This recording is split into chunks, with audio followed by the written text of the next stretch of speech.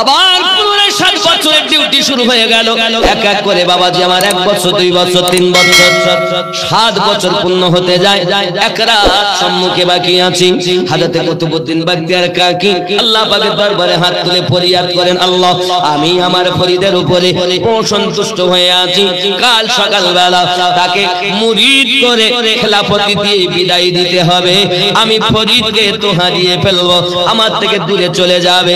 আয় আল্লাহ আমি আপনার কাছে ফরিয়াদ করি, আমার ফরিদ আগুন জ্বালায় পানি গরম করে, এবার জানো কালকে তাকে আগুন জ্বালাতে গিয়ে অগাধ কষ্ট করতে হয়, অগাধ পরীক্ষা দিতে হয়। ও যে পাথরে পাথরে ঘর্ষণ করে আগুন জ্বালায়। আয় আল্লাহ দোয়াটা কবুল করুন, যেন পাথরে পাথরে আগুন আর ফায়ার না হয়।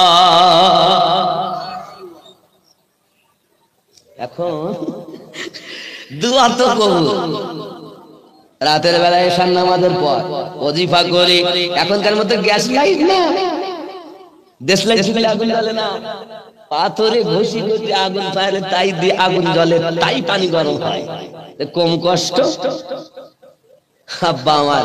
এখন হুজুর করলেন কি, এসে পাথর ঘষাচ্ছে, আগুন আর হয় না। হবে কি রে? আরে আজ 14 বছর ধরে যা করি আসতেছি কোনোদিন এরকম হয়নি, আজ হঠাৎ কোনো আগুন পাইনি। ও পাথর আবার পাথর আবার যে হবে কি, কি করবে? বেশি বিপদে পড়ে গেলাম। গ্রামে বেরিয়েছে কারো বাড়ি যদি আগুন থাকে, আলো টালো জ্বলে, গ্রামে দেখি কারো বাড়ি আলো। ফাঁকা ময়দানে গেছেন, ফাঁকা ময়দানে গিয়ে দেখি যদি কোথাও আলো জ্বলে তো ফাঁকা মাঠ থেকে বোঝা যাবে। দেখবেন আপনি মাঠে টাটে যান, যদি কারো বাড়ি আলো জ্বলে তো মাঠ থেকে বোঝা যাবে বাড়িতে। আর তখন তো ওই লন্ঠন ছোট ছোট ল্যাম্প জ্বলতো, টিমটিম আপনার কি ডিবিয়া বলে না যাই বলে, লন্ঠনের আলো বেশিরভাগ আগে পাওয়া যেত। যাই হোক, মানে এক কথায় আগুন। ফরিদ এ পারে তো পাচ্ছেন না, এখন তো শীতের রাত, আর নদীর ওই পারে আলো দেখা যাচ্ছে যে আলো জ্বলছে। ফরিদ চিন্তা করছে, আল্লাহ এই শীত আর এই সম্মুখে নদী, এত কারেন্ট, তাতে এত পানির স্রোত, আমি কেমন করে পার হব? নৌকা নাই, কিছু নাই, কেমন করে যাব?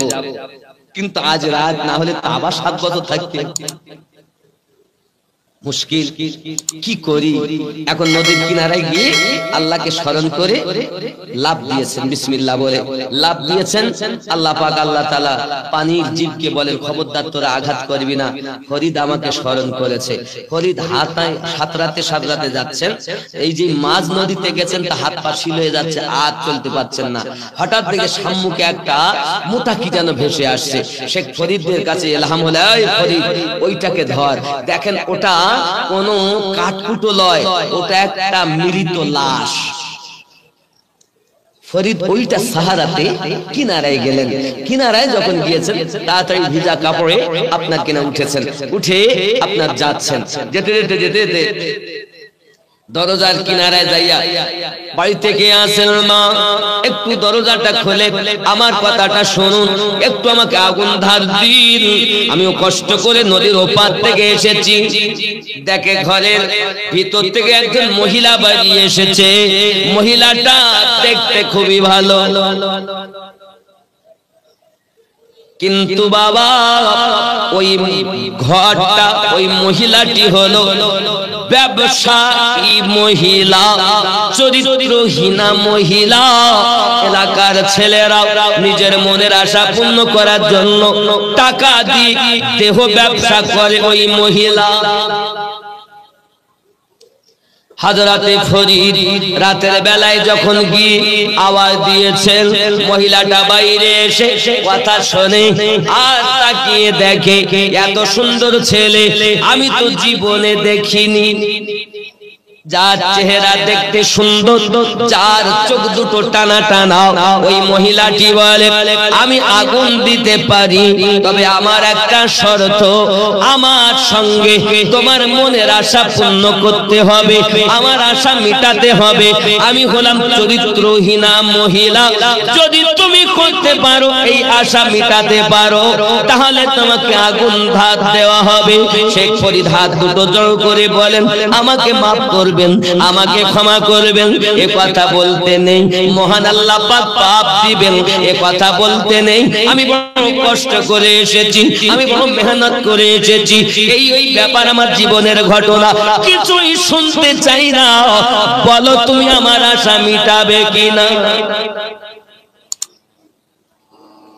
বাবা, আল্লাহর পথে সব থেকে বড় শয়তান, আপনার পরীক্ষার জিনিস হলো শয়তান। আর এই শয়তান মহিলা রূপে এসে ধোঁকা দেবে। এখন যারা পীর বলে নিজেকে দাবি করে, আব্বা আমার একটু পীর কেন, একটা মহিলাকে ঘরে ভরিয়ে দেখবেন, পীর দেখবেন ওই হুজুর খেজুর পাড়তে লাগবে। এ বাবা, কিন্তু যারা আল্লাহর ওলি হয়, প্রথম নাম্বারে কাম, ক্রোধ, লোভ, মোহ, মৎসর্য বিলীন করতে হয়। আল্লাহর ওলি যারা হবে, প্রথম নাম্বারে কাম তাদের দূরে চলে যাবে। যদি মনে করেন আল্লাহর ওলি তারা সামনে যেমন দেখে পিঠে তেমন দেখে, বাবা শয়ন স্বপনে মরণে জীবনে একই রকম থাকে, তাকে বলে আল্লাহর বন্ধু। আর ये কারা পীর হইছে, মেয়েটাকে গালটা দিল। কি হচ্ছে আব্বা, একটু খেয়াল করো বাবা, অসুবিধা করো না বাবা। একে তো আমি জলি মরতে আরো জ্বালাই না। হুজুর কি আসছেন নাকি আব্বা? যাক, খবরটা তো ভালো, শুনেও শান্তি হইল। জলি বলুন সুবহানাল্লাহ। ও হযরত রাহমাতুল্লাহ আলাইহি হাত দুটি জোড় করে বলেন, না বোন এমন কথা বলতে নাই, আল্লাহকে ভয় করুন, মরতে হবে, এই দুনিয়া চিরজীবনের নয়। নিজে এই মহিলাকে দূরে সরিয়ে যিনি নিজেকে সমর্পণ করে আল্লাহর হতে পেরেছেন, সেই ব্যক্তি কামিয়াব হয়েছে। ও যুবকেরা ভালো করে বুঝে নেন, ভালো করে শুনে নেন। হযরত শেখ ফরিদ দুখানা হাত জোড় করে বলে, বোন এমন করে কথা বলো না, আমাকে maaf করে দাও, দয়া করে তুমি যা চাইবে তাই দেব, ওইটা বাদ দিয়ে। মহিলা দেখে ছেলেটা তো নেককার ছেলে, এখন আমি তো পাপী, আমি তো পাপ করেছি, গুনাহ করেছি, আমার তো রেহাই নাই। এখন এই ছেলেটার বাহানাতে যদি আমি নিজের গুনাহ থেকে নাজাত পাইতে পারি, তাহলে আমাকে একটা বাহানা করতে হবে। ছেলে মেয়েটা বুঝতে পেরেছে আসলেই ছেলেটা ভালো। জোরে বলুন সুবহানাল্লাহ। আব্বা, মদখোরের সঙ্গ থাকলে মদখোর হবে, আল্লাহওয়ালার সঙ্গে থাকলে আল্লাহওয়ালা হবে। সোহবতে তালেকুন তালেকুনা, সোহবতে সালিকুন সালিকুনা। জোরে বলুন। সৎসঙ্গ স্বর্গে বাস, অসৎ সঙ্গ নরকে বাস। আছে না নাই? হযরত শেখ ফরিদ তখন অনুনয় বিনয় করে, মেয়েটা তখন বলে, যদি তুমি তোমার এই চোখ দুটি চোখের মধ্যে একটা চোখ যদি আমাকে তুলে দিতে পারো, এই চোখের বিনিময় আমি তোমাকে আগুন ধাত দিতে পারি। হযরতে ফরিদ বলেন, আমি তাতে রাজি, বলো তুমি কোনটা নেবে। মহিলাটা এক ডান ধারে চোখটা নিয়েছেন, আব্বা আমার এই চোখ তুলে দিয়ে আগুন নিয়ে নদী সাঁতার দিয়ে ফিরে পারে এসেছেন। আগুন জ্বালায়া পানি গরম করে আব্বা আমার ঠান্ডা করে হুজুরকে দিয়েছেন। দেরি হয়েছে বটে, চোখটা ধরে আব্বা আমার পানিটা দিলেন। হুজুর ওযু বানায়া আপনার তাহাজ্জুদ নামাজ পড়বেন। আব্বা আমার নামাজ পড়ার পর ডাক দিয়েছেন ফরিদকে, বাবা ফরিদ রে, আয় বাবা কাছে আয়, তোকে আগুন পানি আপনার তৈরি করতে গিয়ে, আগুন আনতে গিয়ে তোকে বড় পরীক্ষা দিতে হয়েছে বাবা। জি হুজুর, আমার চোখে বড় যন্ত্রণা হয়, একটা চোখ তুলে দিয়েছি। হে বাবাজি, নামাজের পর হযরত কুতুবউদ্দিন বখতিয়ার কাকি ওখান থেকে ফায়েজ দিয়েছে, হে মহিলা, আমার ফরিদের চোখ নিয়েছিস, ওই চোখ সহ সকাল হওয়ার আগে আমার দরবারে হাজির হইয়া যা।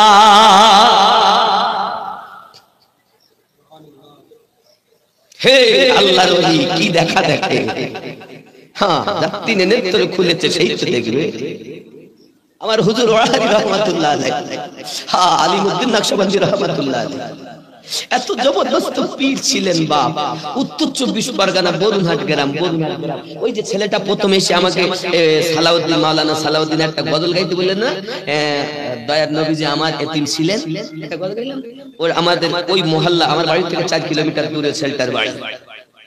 তো ওদের ওই মসজিদের ইমাম, আমি আজ 20 বছর, শুনে দেখবেন ওই ছেলেটাকে শুনবেন। একজন মানুষ ছিল, তার নাম আপনার ওই হাজী মৌলভী শওকত আলী সাহেব। এ ছিলেন আমার হুজুর ওয়াহারি রহমাতুল্লাহ আলাইহির মুরিদ। এখন উনি ছিলেন মাস্টার স্কুলে। তো মাস্টারি করেন, কলা গাছ আছে, কলা বাগানে গিয়েছে, স্কুলে যাওয়ার আগে বাগানে গিয়ে থেকে কলা পেকেছে, কলার কাঁদি কেটে এনে ধুয়ে গোসল করে খাওয়া দাওয়া করে স্কুলে গেছে।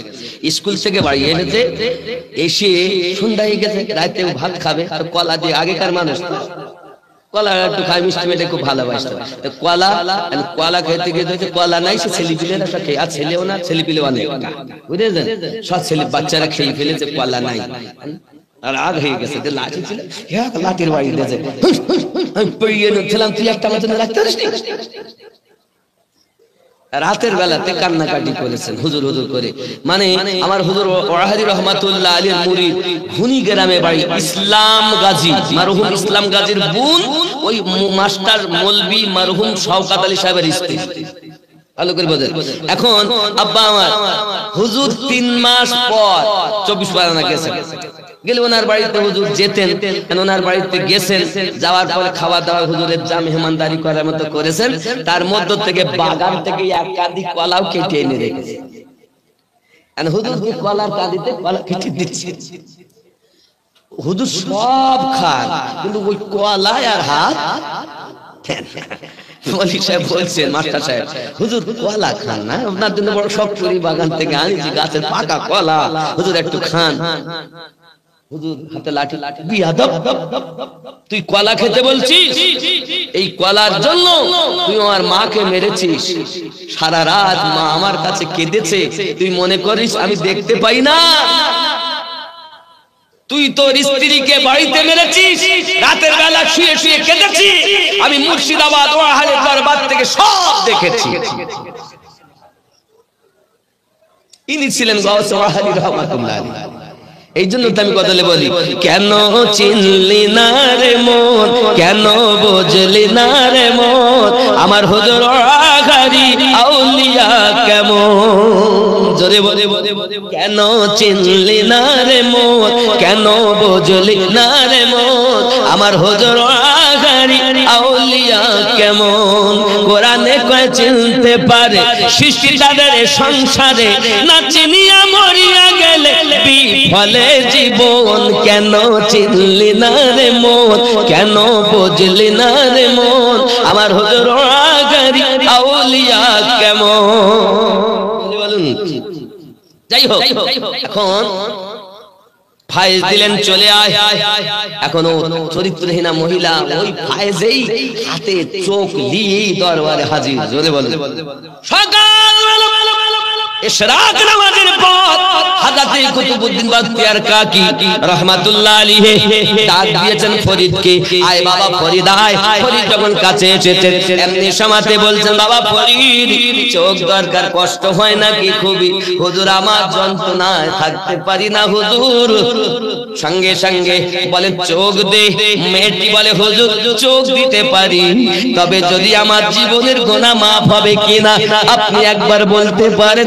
তওবা করিয়ে যদি আপনার গোলামের খাতায় আমার নামটা লিপিবদ্ধ হয়, আমি মেয়েটি ওই ফরিদের চোখ ফেরত দেব। কুতুবউদ্দিন বখতিয়ার কাকি আল্লাহর দরবারে হাত তুললেন, আল্লাহ গো এই মেয়েটা সাচ্চা দিলে তওবা করে, আজ ফরিদের চোখের বিনিময় তার জীবনের গুনাহ মাফ করে দাও।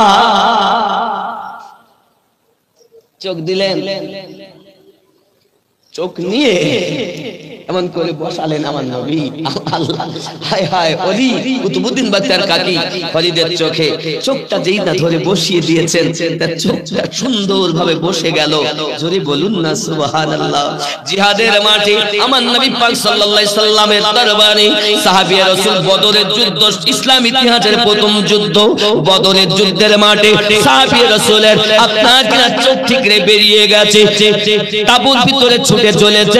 এ বাবাজি আমার ফারুক আজম রাদিয়াল্লাহু তাআলা আনহু গার্ড দিচ্ছেন তাঁবুর ভিতরে, বাইরে এমন সময় বলছেন কোথায় চলেছো? আমার চোখে তীর লেগে গেছে, চোখটা ঠিকরে বার হয়ে গেছে, নবীর দরবারে যাই আমি চোখটা আপনার ঠিক করার জন্য। এ যুবক সাহাবীদের আকীদা, আমার নবী পাকের দরবারে যদি যাই সমস্ত রোগের ঔষধ পেয়ে যাব। সরকারে আলা হযরত বলেন কোন দেতা है देने को मुंह चाहिए, देने वाला है सच्चा हमारा नबी। मेरे करीम से कर कतरा किसी ने मांगा, दरिया बहा दिए हैं, दुर्बे बहा दिए हैं।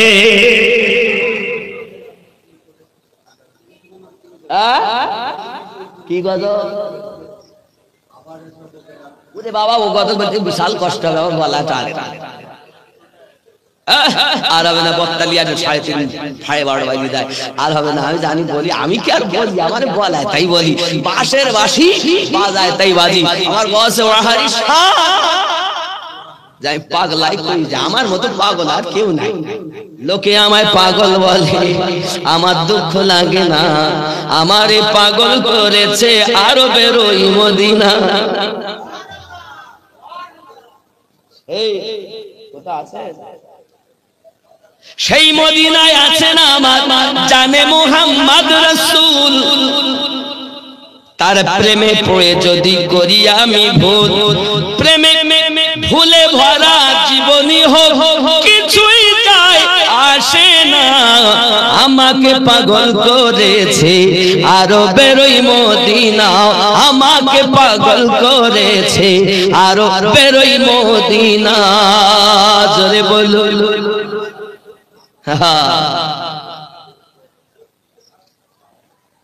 কি কিছু অসুবিধা হচ্ছে?